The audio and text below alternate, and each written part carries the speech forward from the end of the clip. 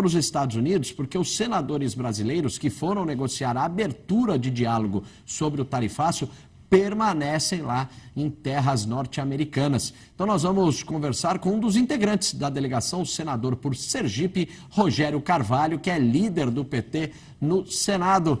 Oi, senador, muito bom dia para o senhor, bem-vindo aqui ao Real Time, um prazer recebê-lo. Senador, o senhor que também é médico, o senhor diria que essa relação com os Estados Unidos estão melhorando, está sarando um pouco ou continua adoentada?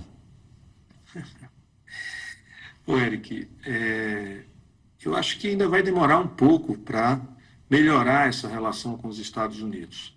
Ela tem uma doença de base, que é a forma como o atual governo vê o mundo e como ele acha que os Estados Unidos devem caminhar no mundo. Eu não estou aqui para julgar o modo como eles se veem, mas isso tem interferência em todas as relações dos Estados Unidos com todos os países do mundo. Isso é algo que a gente precisa ficar atento. Compreender isso é fundamental para a gente saber o que significa uma tarifa de 50% para um país que é deficitário na balança comercial, para um país que importa mais do que exporta, que é o caso do Brasil, do Reino Unido, da Austrália, os únicos 3 países onde os Estados Unidos têm superávit na balança comercial.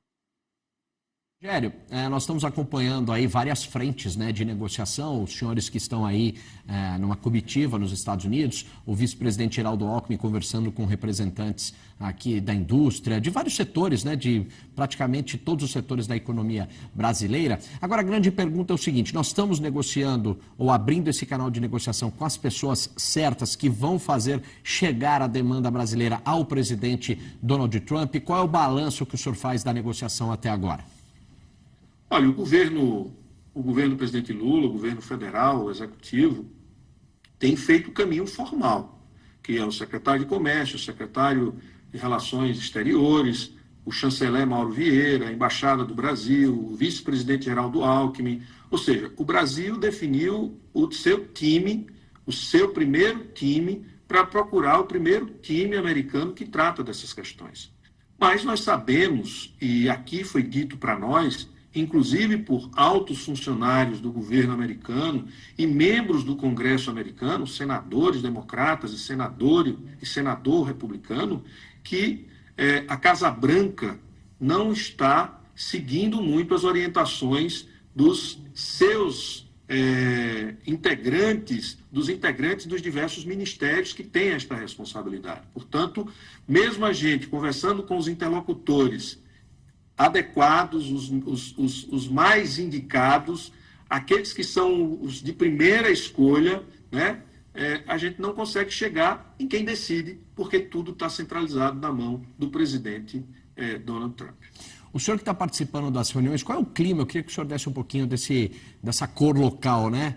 Nos levasse também até esse ambiente. Qual é o clima por aí? Os senhores estão sendo bem recebidos? A negociação com que os senhores estão fazendo, né? Com esse canal, sentando à mesa, os senhores estão sendo bem recebidos? Há realmente esse propósito de ouvir essa demanda dos senhores? Nós somos muito bem recebidos pelos empresários que têm negócios com o Brasil e americanos que têm negócio com o Brasil e empresas brasileiras que têm negócio aqui nos Estados Unidos. Fomos muito bem recebidos, eles estão muito apreensivos e a nossa presença aqui foi muito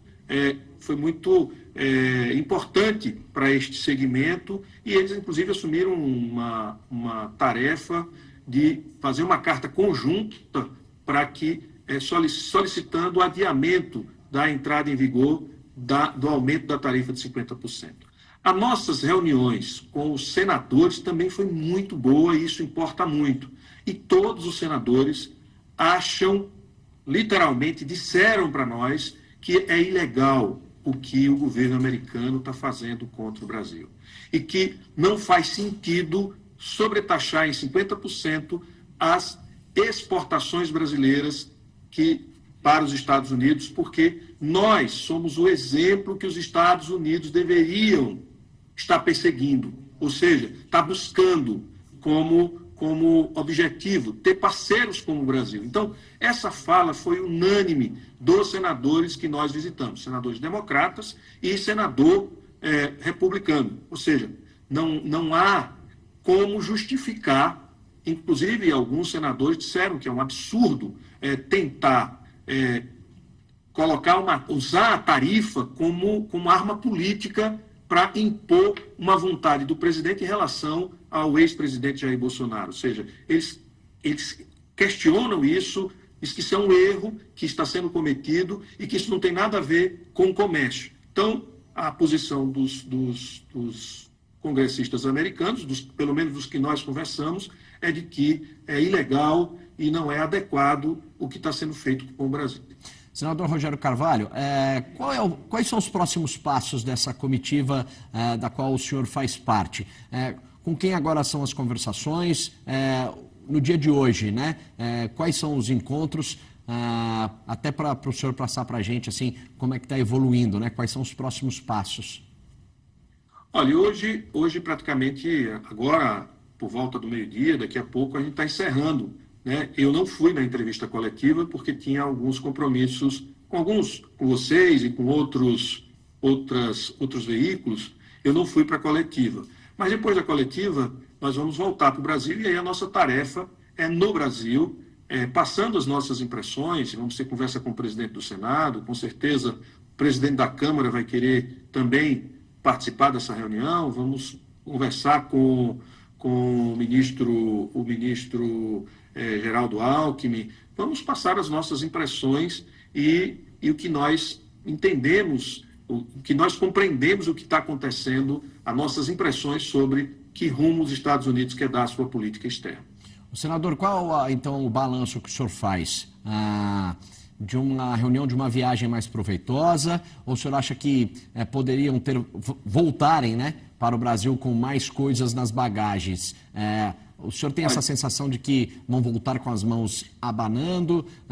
Qual é essa sensação? Porque hoje é quarta, né? Sexta-feira já vence o prazo, já entraria a tarifa em vigor. Agora há pouco o presidente dos Estados Unidos, Donald Trump, postou na sua rede social, na Truth Social, que não vai suspender o prazo, né? Que não vai prorrogar, que entraria em vigor na sexta-feira. Então, qual que é a sensação que fica o balanço desta viagem para o senhor?